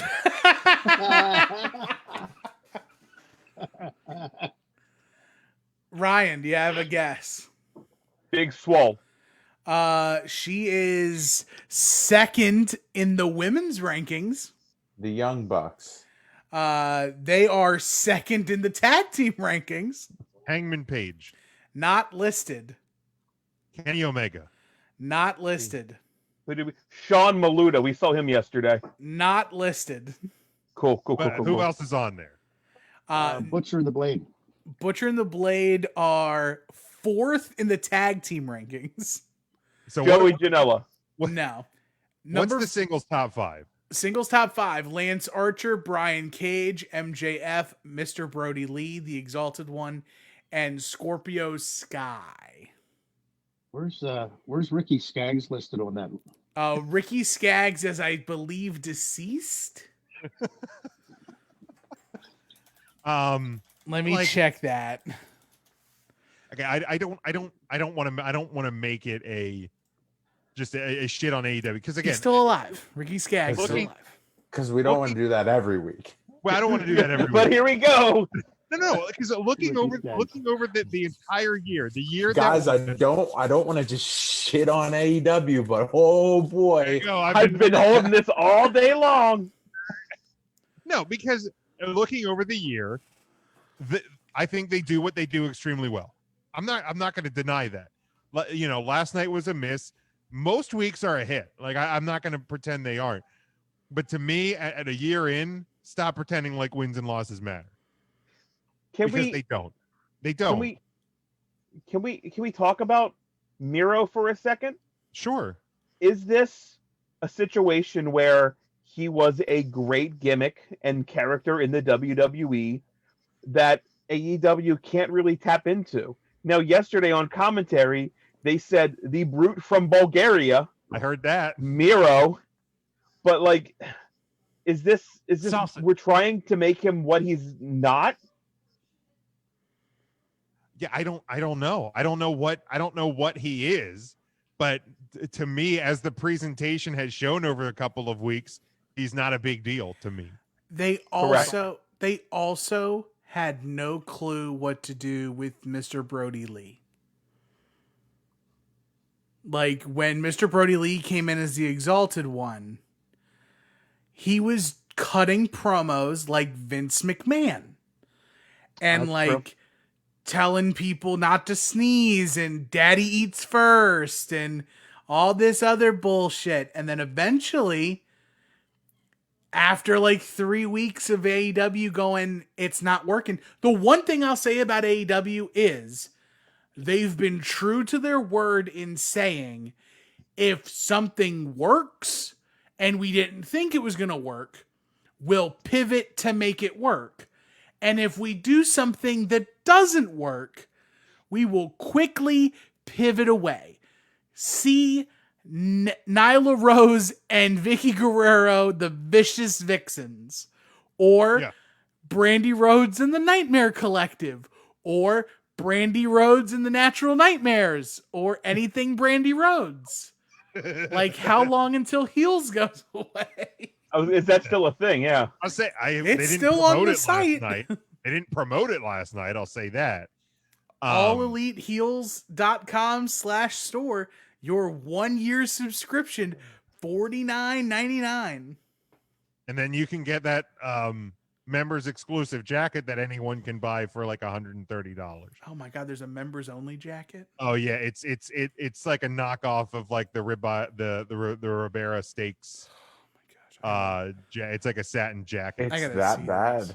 It's like a satin jacket, but it was advertised as like a members only, like an All Elite Heels members only jacket, but like you could just buy it on Pro Wrestling. I don't know if it's still for sale. It might have been a limited time. Now.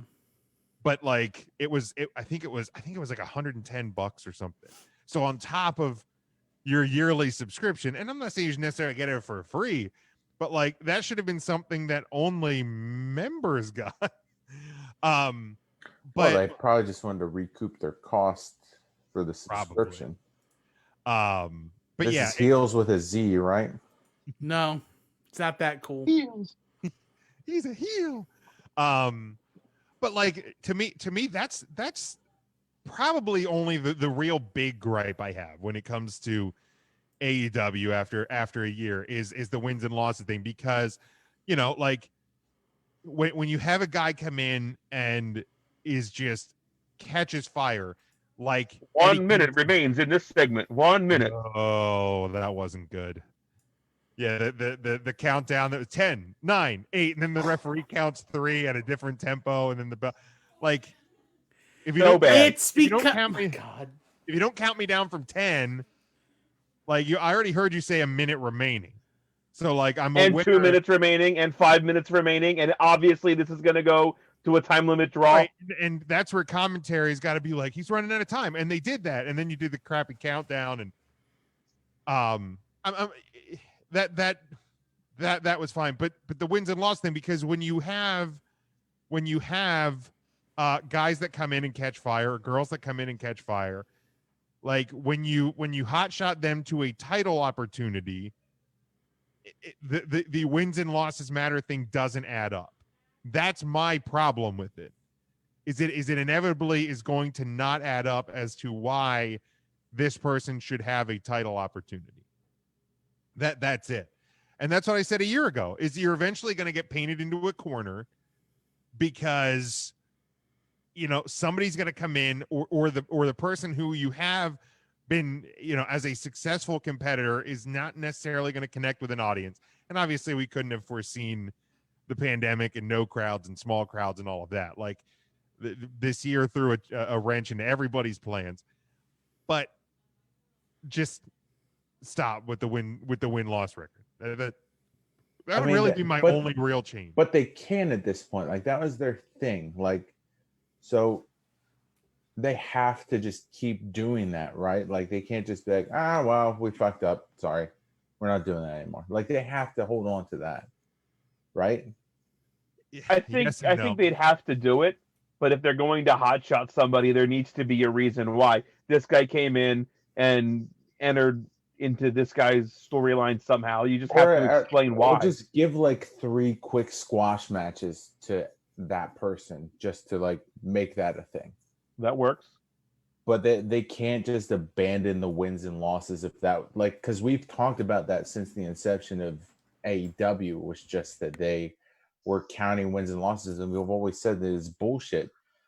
So like for them to just out of nowhere be like, look, this never meant anything, so we're scrapping it. And even if they don't say it never meant anything, just like, hey, we're scrapping the wins and losses, then people are just gonna be like, yep, see, it was always bullshit. So they have to hold on to that. Yeah. I feel like. Yeah.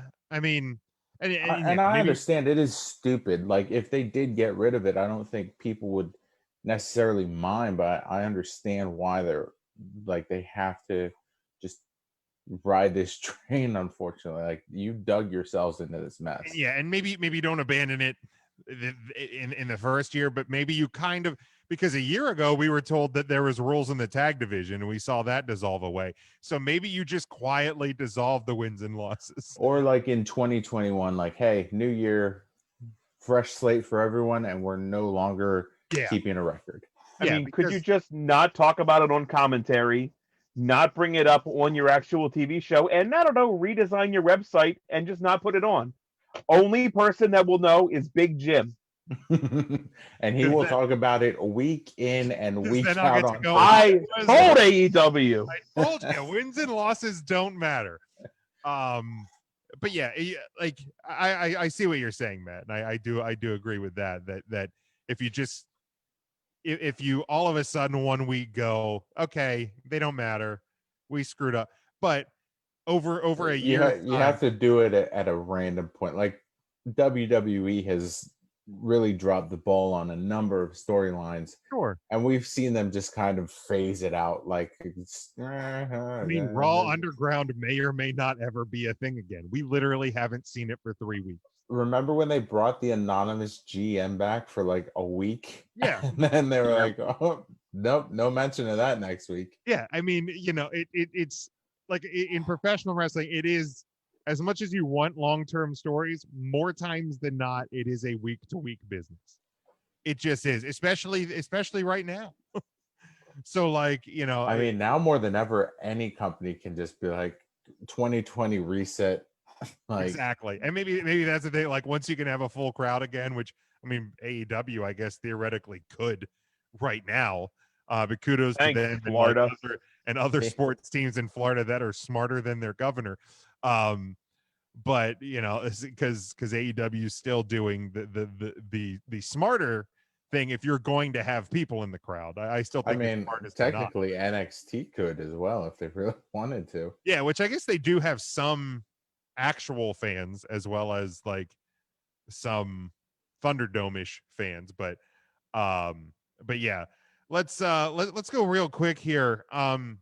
There was something that popped up, and it came out of the collective from last week, and I'm not talking about a COVID-19 spread. I'm actually talking about something that happened on the show.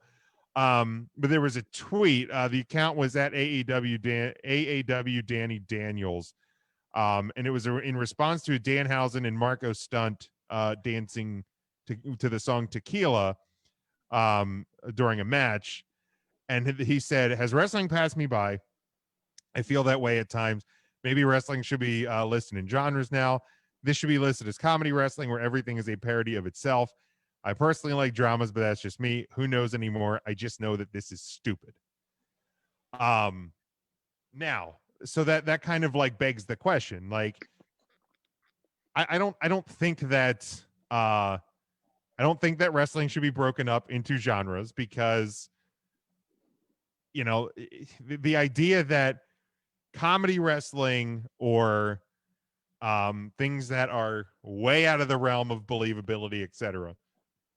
This notion that this is a new thing is not anywhere close to being true. I mean, we have had comedy wrestling for years. We've had, jokey gimmick wrestling for years. This is nothing new. I mean, are you seeing things on a broader schedule because of social media and that? Absolutely. Like, am I necessarily, do I necessarily like love that spot? I don't know. I mean, I think it's also different if you're at the show, maybe like if because I think there was a legacy show where there was a dance break in the match, wasn't it? Like Amasis versus Neon Ninja, I want to say. Yep. For Facade. Yep. They had the dance break in the middle of the match. Like, that wasn't stupid. I thought it was pretty cool, pretty fun. Like, stop. Like, my thing has always kind of been stop taking wrestling too seriously, and not that wrestling's a joke, because it's not. Like, it's a serious form of entertainment. There's a serious risk to the performers, but in the same time, like, it's live action theater combined with sport. So there can be comedy, there can be drama, there can be love angles, there can be all sorts of everything within the pro wrestling realm. Like, you may not like a certain segment. Like, I might not like a certain aspect to the movie Grease, or to any movie, any TV show, but like, the fact that somebody's trying to say that like this doesn't belong in wrestling does not register with me. I'm very on the curious weekend of what that part of the movie Grease bothered Jim, but go ahead. Oh no, that's actually much more important. I want to hear that. I hope it wasn't the scene in the gym. It was the whole carnival at the end. I hate carnivals. Carnivals are stupid. It didn't belong in a movie. Mark, are you okay hearing that? Well, as long as it wasn't the scene in the gym. I'm just kidding. I love carnivals. I don't know featuring- why Grease was the first movie that came into my head, but here we are. On a weekend, I have a framed Grease album up here. Oh, wow. There it is. Yeah, there it is. Subliminal message this whole time. I didn't even know. That's what it was. Yep, there it was. It's staring at it for 2 hours. Grease is the word, Unreal. man. Grease is the word. I had Bowser sign that because he was in Grease for about 3 seconds. You learn something new every day. Didn't Sha Na Na have a song on there? Yeah, they had a few songs on here. And they did the hand jive in the gym, Oh, naturally.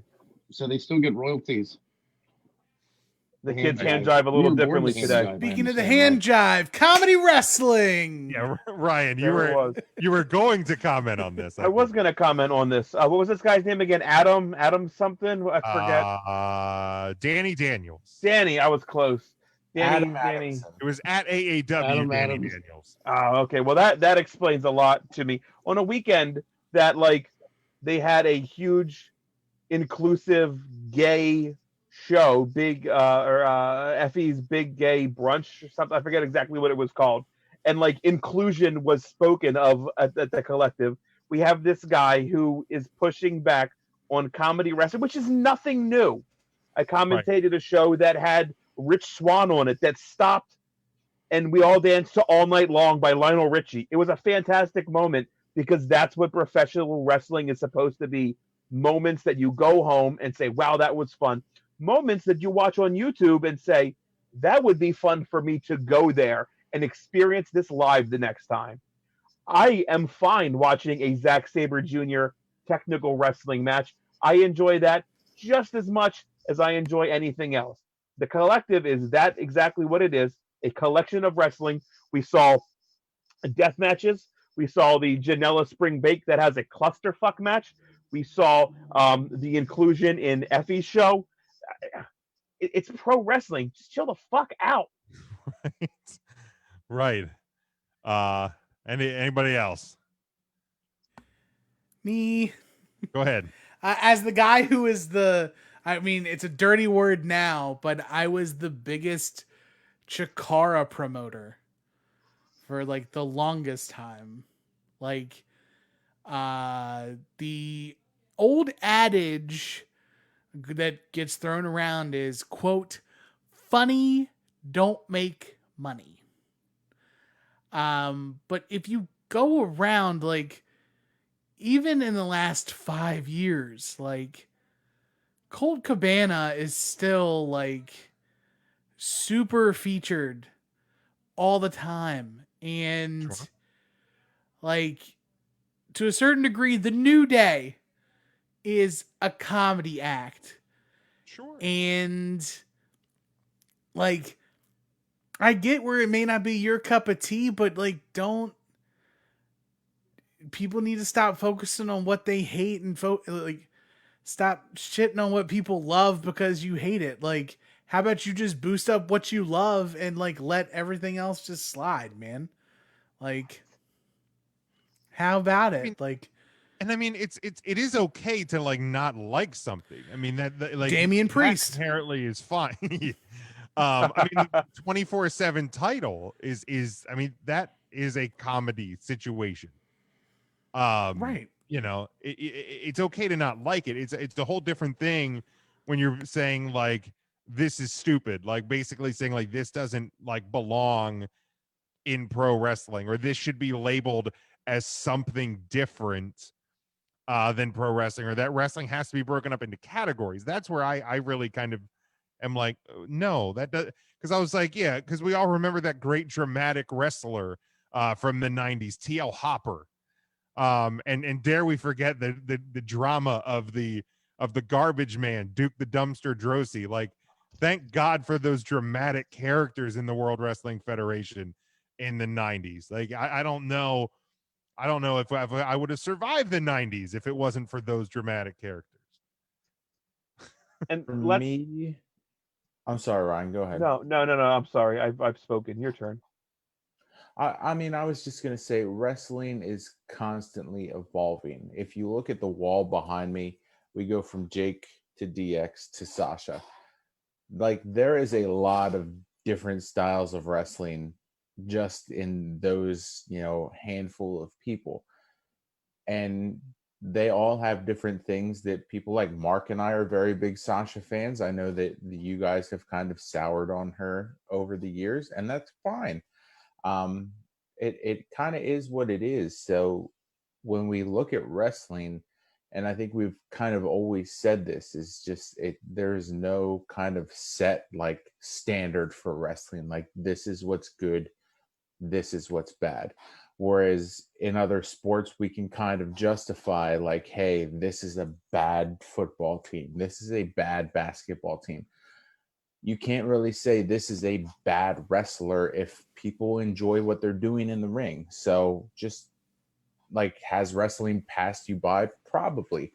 But wrestling is going to pass everyone by in some form at some point. Death match wrestling, I really enjoy it. It's not for everyone, and I understand that. So I wouldn't invite certain people to a death match wrestling event, even if I know they enjoy professional wrestling. And that has to be said for comedy wrestling, for women's wrestling, unfortunately, for intergender wrestling.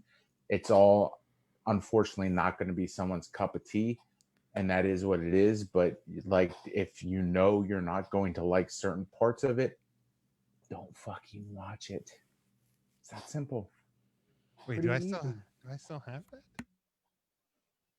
No, I don't think I do. I was gonna say, I used to have the if you don't like it, don't watch it sound.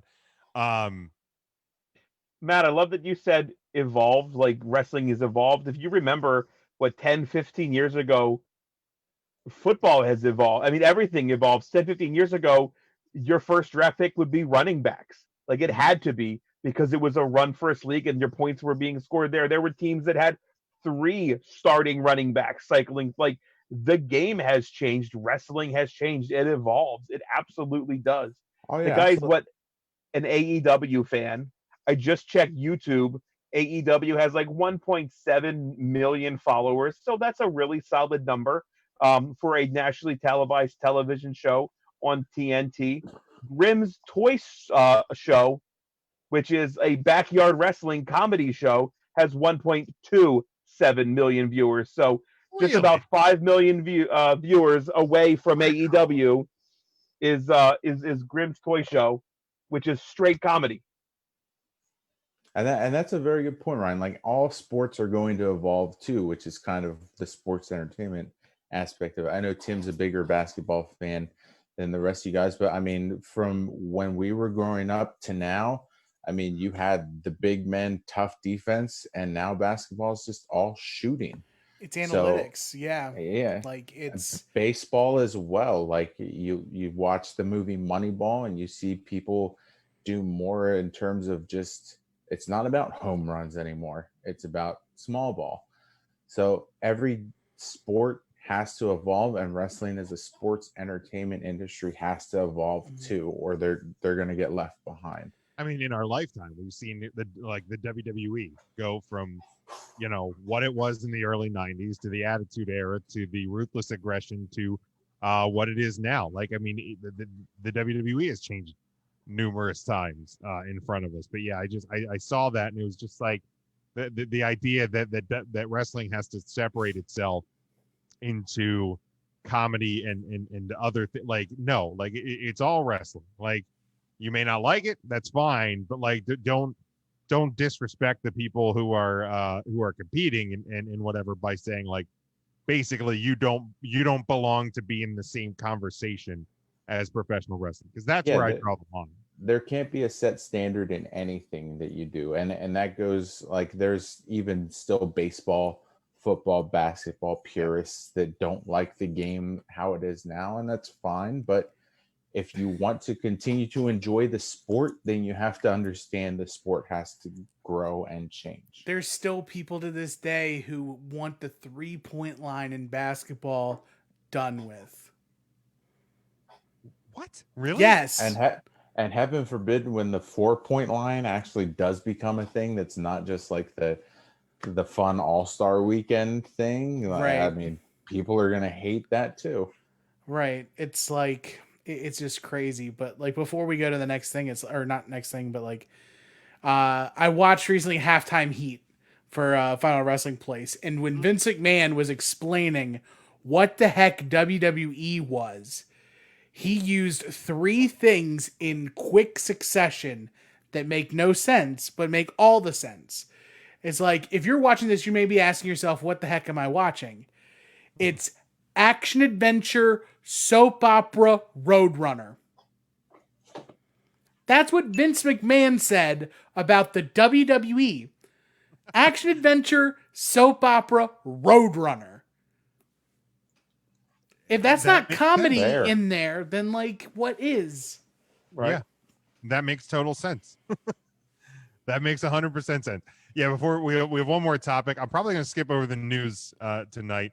But I saw a tweet from JR, and I had to double take on it because it reads chicken dumpling soap from Whole Foods, and my favorite TV show, Chicago PD, on Ion TV makes for a good night. And at first I didn't see the picture. He has a bowl of soup. He accidentally spelled soap when he meant soup. But chicken and dumpling soap actually, as a fat man, has me intrigued as well. I was going to say, is the question, did JR have a stroke? Because the answer is yes, probably. After the picture of his cleaning lady the other day, I'm surprised that he's still alive, which was extremely weird and awkward. But the last thing I'm going to close with tonight, like I said, going to skip over the news. The PWI released their women's top 10 today. The full edition will be out in November, but the women's top 10. Now remember, the criteria or the time period for this runs from October 1st of last year through the end of September this year.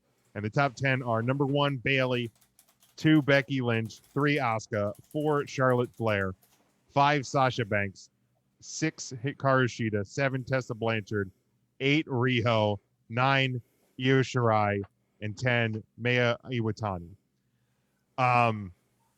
We actually got a lot of reaction to this on Twitter. Some people surprised Bayley was number 1. Some people thought Sasha or Becky Lynch shouldn't have been as high as she was. Others thought that Tessa should have been lower than she was. So, you know, I think I definitely think they got the top 3 correct, without a doubt. Arguably, I guess you could say Becky was number 1. However, almost half of the criteria, the timing criteria, she hasn't been there. So to me, I can agree where Bailey is number 1 over Becky Lynch there. But like, people forget, and I get it, October 2019 feels like a lot longer than a year ago. You know, there's always recency bias in any of these things, but this one even more so because of everything that's going on. But we'll go around the room, Matt. We'll start with you this time. How do you feel about the top 10? What maybe did they get right? What maybe did they get wrong? I mean, in going with their criteria, I think they got it pretty close. I would have not put Tessa in the top 10 personally, but that's for reasons outside of wrestling. So I understand why she still made it in. And I can see the argument for that. But I think that if you are going to look at the overall best wrestler over the past year who has been in ring, who's been improving on the mic, who has kind of bounced back and forth face and heel, I think it has to be Bailey. So I think they hit that one right on. And for the rest of it, I mean, I didn't have any qualms outside of the Tessa ranking.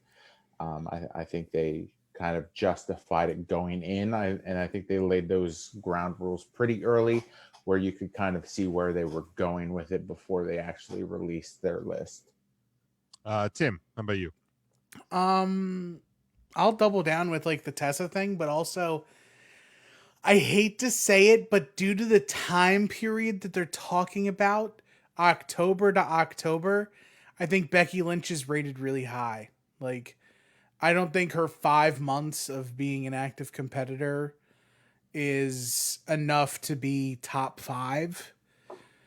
Tessa's last 5 months have been relatively nothing too since COVID.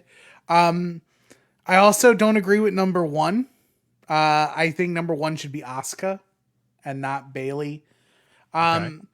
For the simple fact that like, and this is a conversation I've had in like a different chat, but I'll bring it here too. Is Bailey's reign as SmackDown Women's Champion the closest equivalent we've had to the Triple H Reign of Terror in 2003 since then? Because who has Bailey faced where the person she faced has looked good? Who has she like made? What is her character? Like, it's like she has a stranglehold on the SmackDown Women's title for no other reason than to have the title. I don't think like her longevity is just because there's no one really else to take it. I mean, the other person that has looked good, I would say, is the current feud with Sasha. But outside of that, you probably have a point.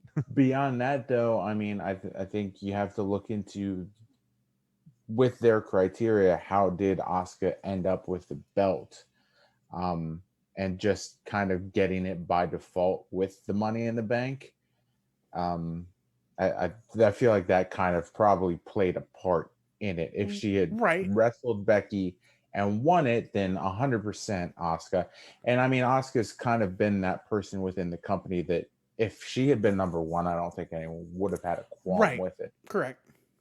And that's just more of just a personal preference for me as far as like, because to me, Asuka's been more entertaining than Bailey over the last October to October. Asuka over Bailey, more must see. Even though she did win the title via Money in the Bank, I mean, she's defended it and lost it and regained it. So like, there's no qualms about right now who the current champion is. So that's just me. in that regard. Charlotte being 4 is kind of low. Even Rhea Ripley at like 11. I would say Rhea not That- being in the top 10, I feel like is one that If you I disagree swap with. Tessa and Rhea Ripley, I think it's a flawless top 10. Mm-hmm. Ryan, your thoughts on this on the top 10? Yeah. Shout out to Lufisto, who ranks in at 35th on the list. Friend of the show. Had her on the show before. My biggest problem, and maybe I didn't understand the reason for including the women in the 500, but if your highest ranked woman in the 500 is Kylie Ray, and she's 19th on the women's list, that just doesn't add up to me. I feel it doesn't make sense, especially if you put her above Tessa Blanchard, who won what was dominantly a men's championship in TN. It just doesn't add up. I don't mind Bayley being up top. I think she had the best year that Bayley has had in the WWE, especially on the main roster. October to October, I think you can make that argument that it was the best Bayley that she's ever been. Just to round out the top 15, Rhea Ripley 11, Jordan Grace at 12, Shayna Baszler 13, Thunder Rosa probably deserves to be a little bit higher, but that might be some recency. I mean, love her. She's absolutely fantastic. What she's done on the main stage is a bit more recent, so maybe a bit recency bias thinking that way at 14th. And then Kimberly, who recently re-signed with TNA, rounds out your top 15. All right, very good. Intern Mark, your thoughts on this on the top 10? You know what? I agree with Tim. Asuka at number 1 would have been nice to see, but I'm okay with Bayley being their number 1 spot. Overall, very, very solid top 10. If you swapped out Tessa Blanchard with Jordan Grace, I wouldn't complain, but I think Jordan's got a few more years till we see her in the top 10. But really, overall, it's a great time for women's wrestling. It wasn't too long ago you couldn't even put together a solid top 10 like this. So yeah, I'm okay with it. I like it. I like it a lot. I'm looking forward to seeing the whole top 100. I will say to Ryan's point too, if you look at the top 100 when it comes out, go back through some of the archives of 3 Count Thursday, because there are a lot of former guests. There sure is. In that top 100, just hear their stories, hear their like path to get into wrestling just in general. But a lot of good listens. So when that list comes out, we'll link those so you guys can all go back and listen to them. But you know, as 3 Count Thursday, we've always been big proponents of women's wrestling. And this list, I mean, I saw on Facebook, my feed was just a lot of people that we've connected with sharing like their pride in being in this top 100. So awesome to see. Congratulations to all of them, aside from Tessa Blanchard. And it's an awesome list. So we'll make sure that we share their stories, because it is good to go back and listen to them, like just fresh out of like training in wrestling, getting into like their first match, hearing all that good stuff. Absolutely. Yeah, it's you know, whenever we discuss both the men's and women's, it's not intended to be like a shot at anybody. It's just kind of our thoughts on you know, how these things rack up. You know, if you make the list, you know, you deserve it, and our congratulations to you. It's certainly not anything that we're doing to try and take away from an accomplishment. But I just saw there was a lot of discussion with it today. Yeah, just real quick, NXT announced the title situation. Finn Balor with the broken jaw. They're going to wait a couple of weeks to see if he can get back. You know, title seems to be a little cursed there, and the Thunderdome extended through looks like November at least now. So Survivor Series will be within the Thunderdome. We'll keep an eye on that.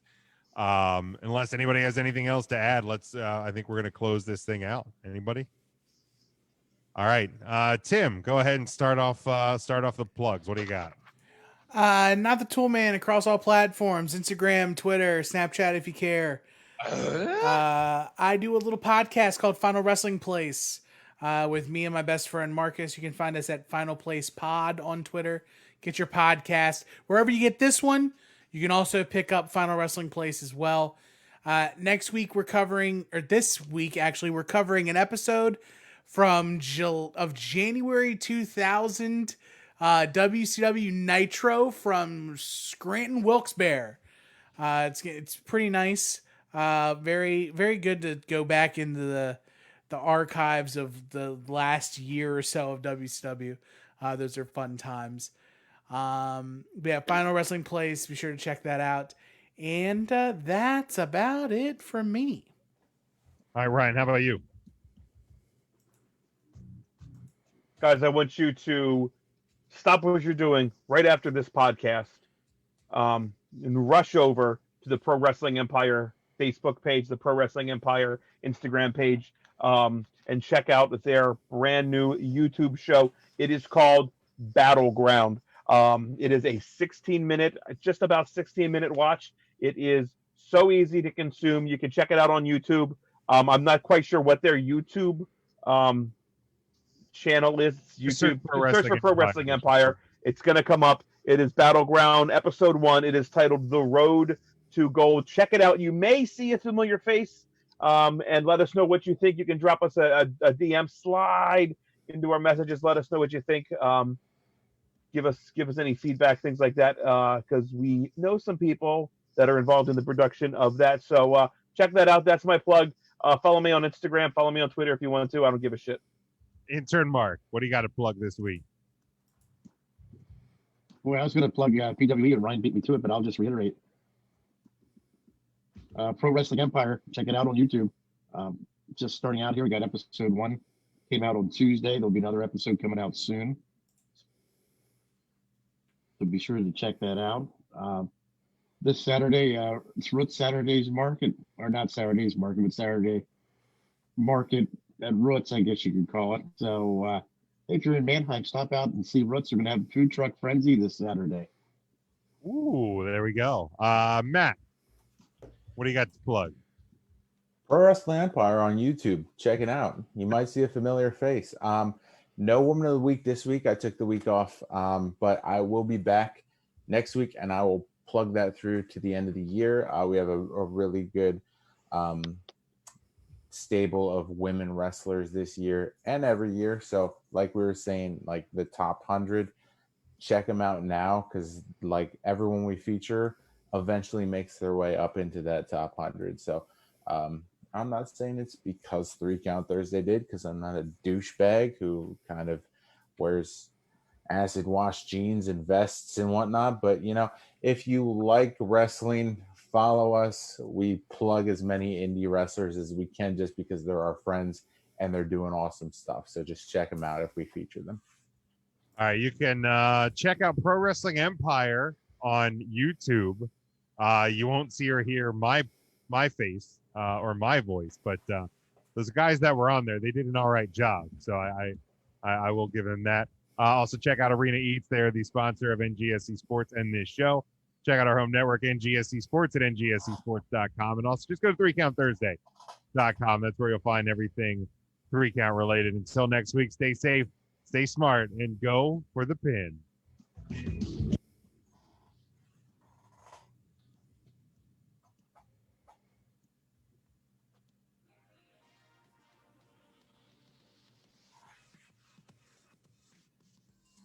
Recount Thursday is sponsored by Arena Eats. Log on to the website, arenaeats.app.